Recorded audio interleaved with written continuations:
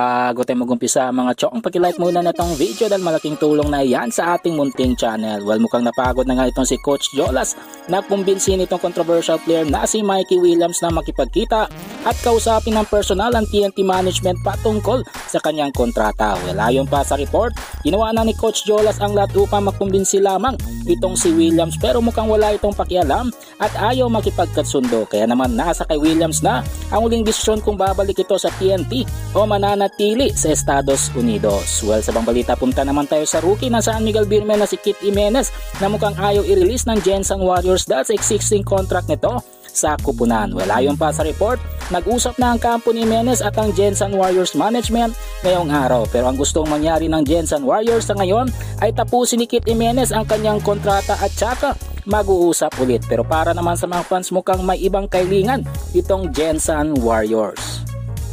Ang muli sa ating balita mga chong, patungkol naman sa vocal coach ng Raynor Shine Lasto Painters na si Coach Yengyao na lalaban next season. Well, ayon pa kay Coach Yengyao, nakikita niya next season na may laban na kanyang kupunan at ito ay dahil sa bagong acquisition na kanilang ginawa ngayong off-season. At sa ngayon ay kinakailangan lamang nilang gawin ay magdoble kayod nang sa ganon ay hindi sila mahirapan. Well mga chong, nandito na lang ang ating balitang PBA at syempre huwag kalimutan mag-subscribe at i-like itong video bilang pagsuporta. So this is Channel D. Once again, I'm out.